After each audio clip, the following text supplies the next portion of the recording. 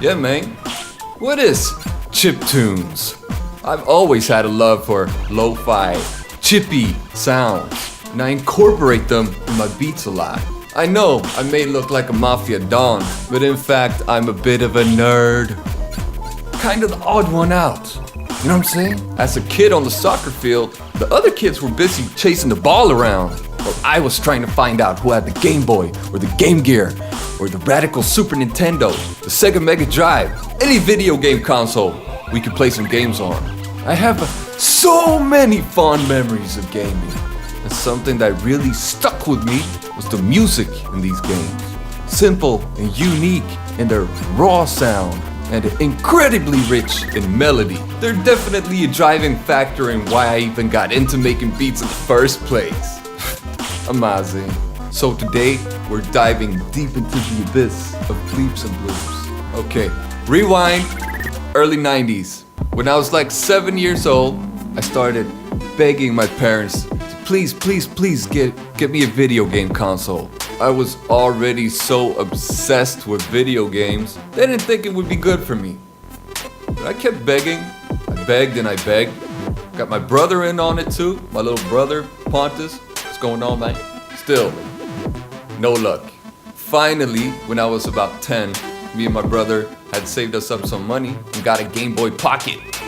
And that was an asshole brother, man. I was hogging that motherfucker. Shit. Played it every second I got the chance. I'd stay awake past bedtime, waiting till my parents fell asleep so I could switch on the light and play Zelda until like 3 in the morning. Cause the backlight on that shit was terrible. Loved the music on that. But it wasn't enough. See, my father, my papa, he had a Commodore 64 in the attic. And I knew about this because he'd been talking about it. He had a whole bunch of games for it. He didn't want to bother bringing it down at first though. It took some nagging, a whole lot of begging once again to get him to dust it off and plug it in. He had tons of numbered 5-inch floppies and lists of games. I mean lists, like 6-7 pages listed full of games. Off the bat I saw Ghostbusters. Loved the movie, so the game must be radical, right? Pushed it into the floppy drive. Waited for like 5 hours for it to load.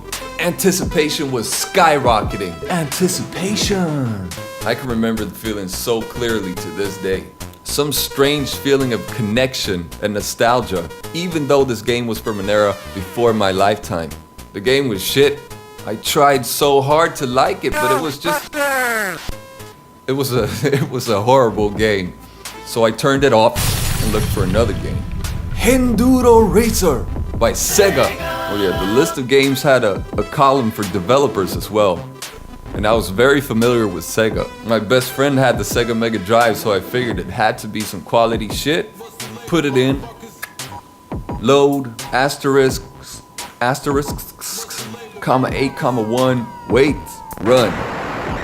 Wait. Brain explosion. What the fuck was this? I'd never heard anything like it. This was up there with Method Man by Wu-Tang Clan for me. Gritty, nasty, colorful. I didn't move past the intro for at least 15 minutes. Wow. Just listen to this. Amazing. Now, all these consoles and computers would have different sound chips in them. The SID chip, the SID, the MOS6550, what the fuck? This is my favorite sounding chip to this day. So many great tunes in games, not to mention what came out of the crack in the demo scene. The demo scene is a quite unique cultural phenomenon where coders will get together and form groups of talented programmers, musicians, graphic artists to push the technology of the computer to do stuff thought to be impossible with the hardware. There'd also be crackers, be programmers working to break the protection code of these games. And they would implement an intro when they finished cracking a game where they would show off their skills. You'd have like cool text flying over the screen, some dope ass music to it, graphics, and shout outs to fellow members of the scene just to brag about their programming skills. If I'm not mistaken, I think it was born in the Commodore 64 era, and then it carried on to the Amiga 500 and other personal computers and so on. What is amazing is that this culture still exists to this day.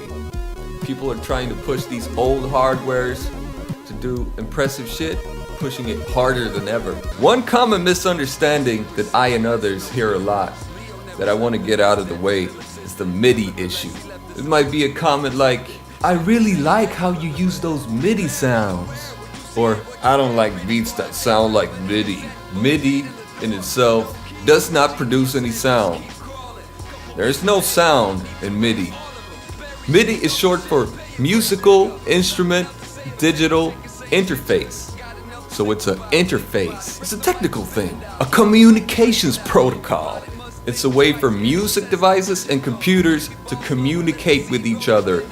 It's like a digital language. So when you press a key on the keyboard, it sends a message to another MIDI device or a computer telling it what note to play, how loud or soft to play it, for how long to play it. You know what I'm saying? So utilizing MIDI, you can make your computer, your sampler, or your synthesizer sound like an elephant, a dog, a piano, an umbilical cord. It's just code. I think people of my generation mistake MIDI sound for how your computer would sound playing MIDI files on your Windows 3.1 or Windows 95 or 98 or whatever. They basically had sound cards in them with simple pre-programmed sounds. And when you would play these MIDI files, the computer would tell the sound card which sounds to play according to something called General MIDI. General MIDI was or is a universally agreed upon language telling the sound card which instrument or built-in sound to play. The sounds on these sound cards could all be a little bit different. They could sound a little different. But if track 1 on the computer tells the sound card to play sound number 3, the electric grand piano, it would play something that sounded like an electric grand piano regardless of what sound card you had. The Sound Blaster was more or less the standard sound card though. So when you say, I want that MIDI sound, I go ahead and presume what you really want is that Sound Blaster sound, which is utilizing FM synthesis, which we'll talk about later. Like these sound cards and audio interfaces and computers would differ, so did the sound generators of different video game consoles and early computers. In fact, they differed quite drastically and worked in different ways. Every system had its unique sound. No MIDI, it's not MIDI. Come on, no. Not. Most of the early consoles more or less had a unique synthesizer that fit onto a single chip, producing the sounds that came out of it. They called them PSGs, Programmable Sound Generators. Oh, so beautiful. This has nothing to do with MIDI or General MIDI. And so they didn't sound like sound blasters. Usually the PSGs would generate a simple waveform such as the square wave, a triangle wave, a sawtooth wave, and a noise generator. The Game Boy, the NES, and the Commodore had somewhat similar technology on them, but the Commodore 64 was pretty advanced, with some advanced filters and shit on it.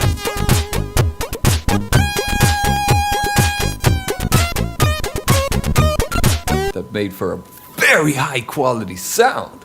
Now, the polyphony, the number of notes that could be played back at the same time, was limited to the amount of channels. Very limited. A PSG would only have 3 or 4 channels on it. So if you want to play a chord with 3 or 4 notes, that's all you could play at the same time. Simultaneously. Simultaneously. And that would sound boring, so music programmers would squeeze the shit out of its possibilities to make the most of it by working around these limitations. One channel would play a kick, a hi-hat, and a snare, for instance, not at the same time, individually, like this, sequentially. Channel 2 might play a sound in a very fast arpeggio to simulate a chord. So if you wanted to simulate playing a chord with 4 notes, you would play these 4 notes one at a time in order and very fast, like this. Incredible! Channel 3 might be a bass line or something else that could be monophonic, morphing. So yeah, they squeeze in as much as they could within these limitations, and to compensate for it even more, they would come up with some very memorable and strong melodies. I love it. Another type of PSGs were based on FM synthesis, like the Mega Drive or the Sega Genesis, if you live in the US. It's short for frequency modulation. I'm not gonna go into detail here, but the sound is very different from raw waveforms. It modulates the frequencies of these waveforms to make it sound more realistic. Listen. It's real, right? Acoustic, analog, vintage, freaky, horny, yeah. But they make a very characteristic, sharp, rash, metallic sounding noise. The Sound Blaster had FM synthesis, so it sounds more MIDI. The Super Nintendo actually had a sample-based sound chip, so it basically had a built-in lo-fi sample player. The actual samples were stored on the cartridges, so they could sound pretty different. And what makes a sound characteristic and easy to tell from other consoles is probably the sample rate and the quality of the samples. You listen to it enough, you'll be able to tell the difference. Listen for the difference in sound and timbre.